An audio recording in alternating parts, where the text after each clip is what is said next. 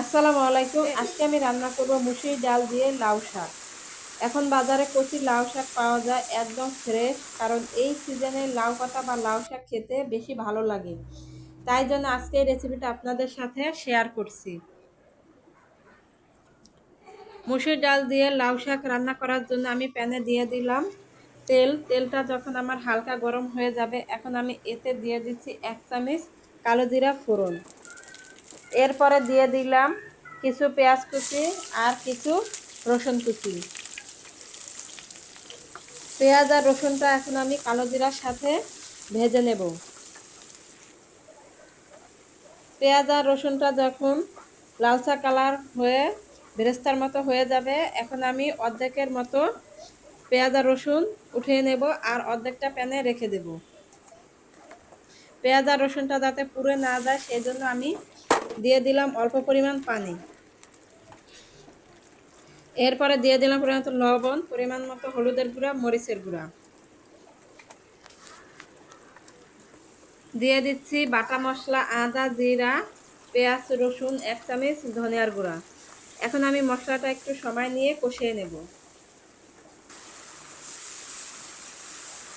মশলাটা আমার কষানো হয়ে গেছে। এখন আমি এতে দিয়ে দিচ্ছি 1 কাপ মুসুরি ডাল, যেটা আমি আগে ধুয়ে পরিষ্কার করে নিয়েছিলাম।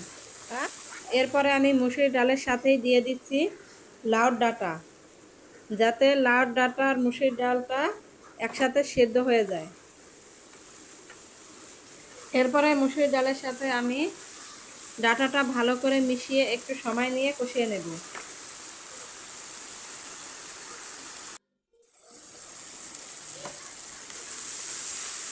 ডালটা আমার কষানো হয়ে গেছে। এখন আমি ডালের ভিতর দিয়ে দিলাম পরিমাণ মতো পানি।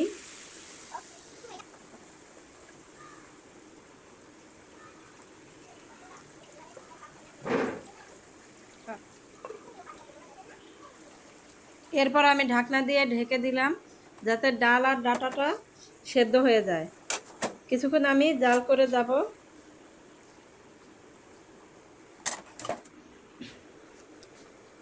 ডালটা আমার সেদ্ধ হয়ে গেছে। এখন আমি লাউ শাকটা দিয়ে দিচ্ছি। লাউ শাকটা আমি 3 ইঞ্চির মতো করে কেটে নিয়েছি। এরপরে আমি শাকটা দিয়ে ডালের সাথে শাকটা মিশিয়ে নিচ্ছি। মিশিয়ে নেওয়া হয়ে গেছে। এখন আমি দিয়ে দিচ্ছি একটা টমেটো কুচি, ফ্লেভারের জন্য দিয়ে দিচ্ছি 4 থেকে 5টা কাঁচামরিচ।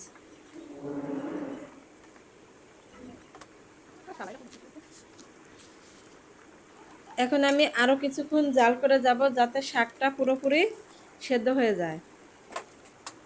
শাকটা আমার যখন সেদ্ধ হয়ে গেছে, এখন আমি উপর থেকে দিয়ে দিচ্ছি ভেজে রাখা পেঁয়াজ আর রসুনটা।